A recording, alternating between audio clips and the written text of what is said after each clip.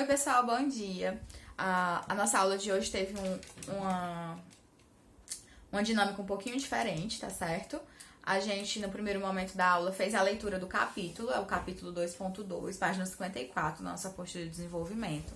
A gente fez uma discussão aqui ao vivo sobre algumas temáticas que vão permear o capítulo e agora sim eu vou começar a aula, tá?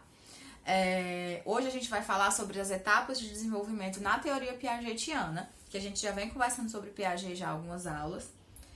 É muito importante destacar que o Piaget, ele vai discutir como os homens constroem um conhecimento, né? O que a gente viu na aula passada, que a influência francesa, na época que Piaget estudou em Paris, né, na Sorbonne, sobre inteligência, os franceses são grandes estudiosos da inteligência humana, então Piaget vai levar para casa, né, vai levar para a Suíça essa ideia de tentar entender como o conhecimento se constrói. E um dos principais pilares do pensamento de Piaget era como os homens constroem o conhecimento, em especial as crianças, que sempre foram seu principal objeto de estudo. Né? É muito importante destacar que o Piaget ele vai ressaltar o conhecimento, que o conhecimento não é uma cópia da realidade. Como a gente viu na aula passada, aquela construção, vocês lembram daquela tabelazinha que eu mostrei para vocês, de como para o Piaget vai se processar a construção do conhecimento no nosso cérebro, né? Então, o Piaget vai dizer que não é uma coisa direta e objetiva. Inclusive, o bacana desse semestre que vocês estão vendo é PPB e desenvolvimento 1 no mesmo semestre. Então, ontem, por exemplo, a gente discutiu na aula de PPB como é que se dá essa aquisição da percepção.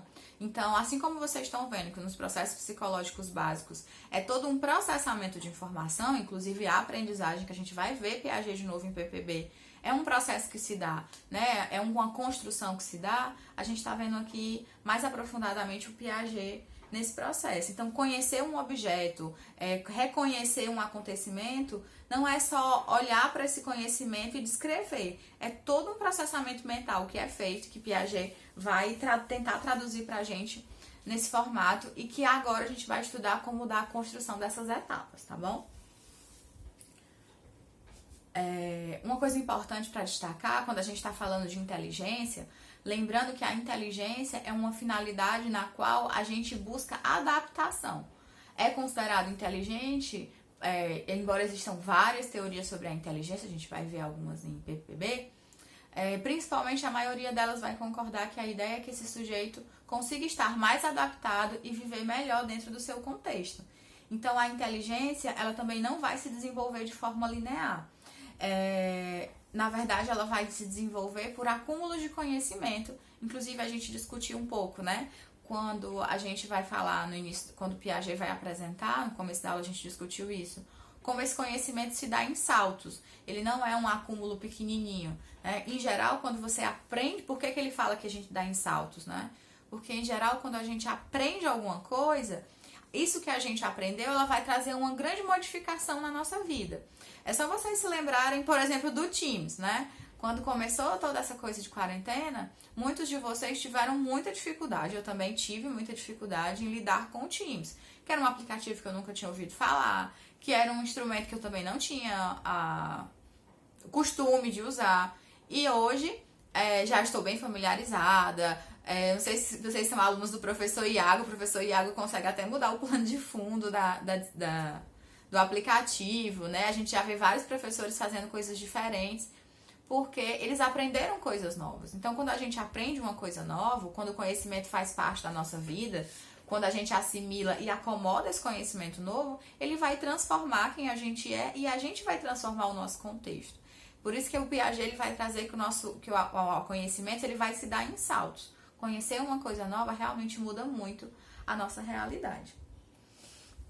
Então, a inteligência, ela precisa ser compreendida como um processo em que o sujeito vai se adaptando, modificando o seu contexto com um objeto de sobrevivência e melhores condições de vida.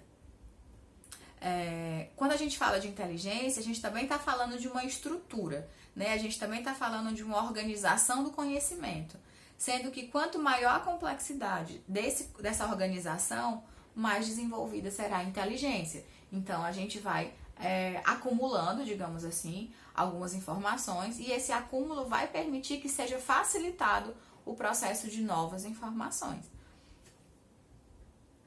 Eu não sei se vocês lembram, no primeiro dia de aula eu falei para vocês que uma das coisas principais para quem está estudando, para quem está fazendo uma faculdade ou para quem quer fazer um concurso público é criar o hábito de estudar, né? Por que criar o hábito de estudar é tão importante? Porque a gente vai desenvolvendo. Então, se hoje você estuda meia hora, talvez daqui a uma semana, amanhã você vai conseguir estudar 40 minutos, na outra semana 50 minutos. E você vai ganhando esse ritmo, né? Você vai ganhando essa profundidade. Porque o seu organismo ele vai se adaptando a essa realidade, a essas necessidades. Uma outra coisa que a gente já discutiu, que está no slide agora, é que o desenvolvimento da criança ele vai acontecer por meio de saltos e rupturas, né? Então, de fato, eu adoro esse exemplo, né? De quando a criança deixa de engatinhar e passa a caminhar. Vocês conseguem imaginar a mudança de perspectiva que é de uma criança que vê o mundo engatinhando e passa a ver o mundo andando, né? A quantidade de coisas a mais que ela vai conseguir ver, a quantidade de coisas que ela vai ter acesso, né? A infinidade de possibilidades que esse bebê vai se desenvolver. Então, isso representa uma grande ruptura no estilo de vida. Ou então você, que não era estudante de psicologia e agora passa a estudar psicologia, esse semestre, vocês são do primeiro semestre, a maioria de vocês, está adentrando numa série de novos olhares, de novas possibilidades. E isso representa uma ruptura muito significativa. Eu tenho certeza que, como professora e como psicóloga e como pessoa que fez terapia, e já passei por esse processo de ser aluno de psicologia, de como o curso ele vai mexer com a gente. Porque representa uma grande ruptura em relação ao que você pensava sobre o ser humano, a forma como você olha para os processos mentais, a forma como você olha para o comportamento humano. Isso é uma grande ruptura. E essa ruptura se dá exatamente pela gente adentrar nesse espaço novo de conhecimentos, de informação. E permite que a gente se adapte melhor, né, aos processos e se desenvolva. Assim, os estágios do desenvolvimento, eles vão ser caracterizados por uma lógica de pensamento, que é superada radicalmente por um estágio superior, que apresentará uma lógica de pensamento diferente, mais elaborada. Uma coisa muito importante na teoria de Piaget é que para que a gente possa sair de um estágio e ir para outro, a teoria de Piaget é muito estruturadinha. Eu preciso ter superado aquela outra parte. Eu não sei se vai dar tempo a gente ver isso hoje, mas se não der, a gente conclui na aula da próxima semana. Eu vou apresentar para vocês como é que o Piaget faz para avaliar isso. E embora o Piaget fale que para eu superar uma coisa eu tenho que estar em outra, não é incomum na prática a gente ver que em determinados quesitos a criança conseguiu superar e em outros não. Então essas são as fases de transição, que a nosso estímulo, que a nossa orientação ela é muito importante, tá? A primeira fase, a fase que a gente vai chamar de estágio sensório-motor, é aquela que a gente dá nos pequenininhos que acabaram de nascer. Lembrando a vocês que a teoria de Piaget ela tem várias leituras, né? Inclusive vocês assistiram o documentário, se eu não me engano era com Yves Delataille, não é isso? O Yves Delataille é um dos principais leitores, um dos principais autores contemporâneos que estudou a teoria de Piaget, que tentou adaptar a teoria do Piaget para a educação. E ele, inclusive, ele e outros autores, né? Você tem uma argentina, que eu acabei de esquecer o nome dela, que também ela é muito prestigiada quando a gente vai falar de educação, ela vai fazer uma leitura profunda do Piaget. Então, quando eu falo de estágios, não é incomum que vocês vão ver marcos, tipo de 0 a 2 anos, de 2 a 4 anos, de 4 a 6 anos, de 7 aos 13 anos.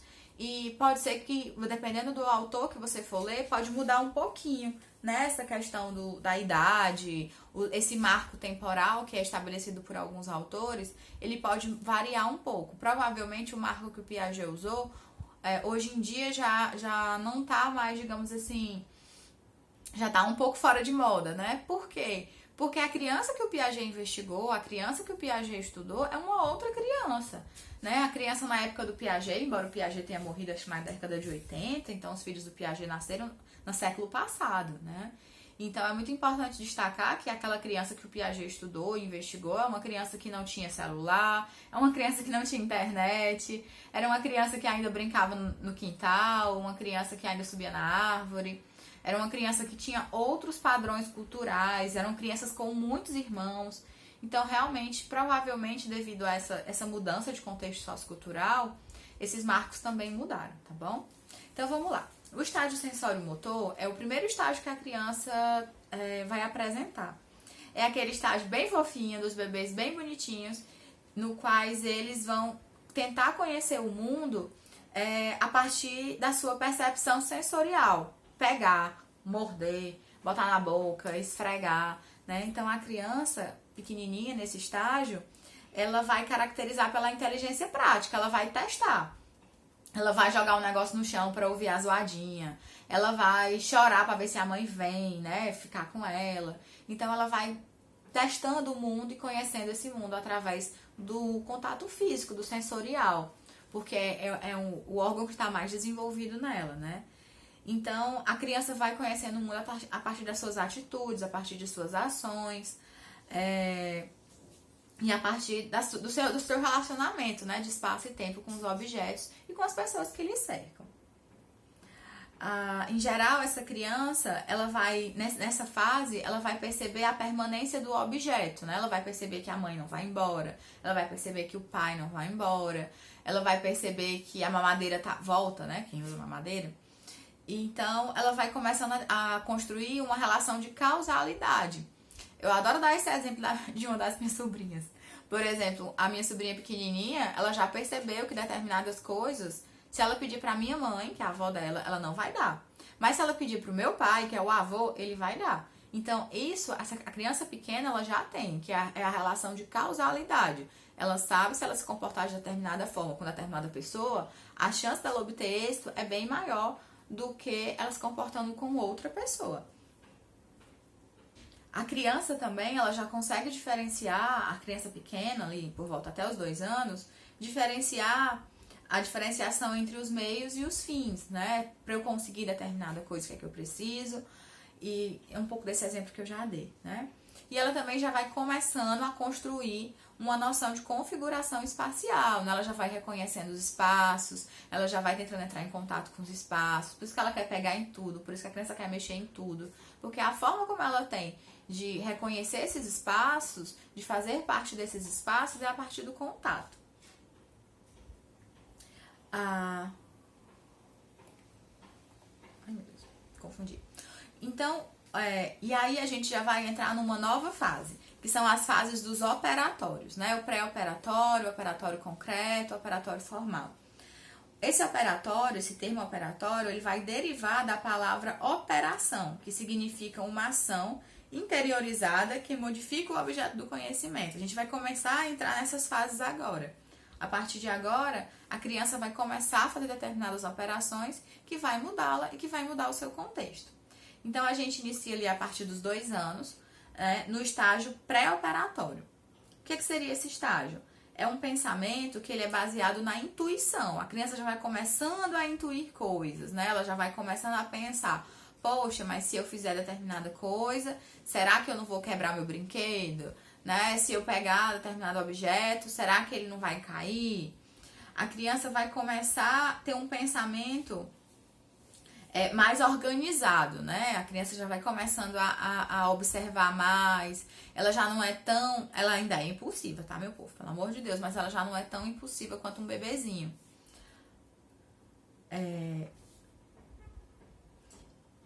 E aí, depois dessa fase, a gente vai evoluir para o estágio que a gente vai chamar de operatório concreto. No estágio operatório concreto... eu acho que pulou uma fase aqui. Tá.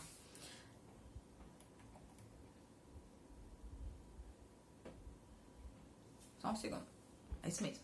Então, gente, no operatório concreto, a criança, ela, em geral, vai ali depois dos 7 anos, tá? A criança, ela vai começar a usar representações por meio de objetos concretos que lhe façam pensar sobre determinado problema. Essa é uma época que marcou muito a minha vida, não sei se marcou a de vocês, foi quando eu cheguei na primeira série do ensino fundamental. Na primeira série, eu lembro muito da minha primeira aula de matemática. Essa aula eu lembro até hoje.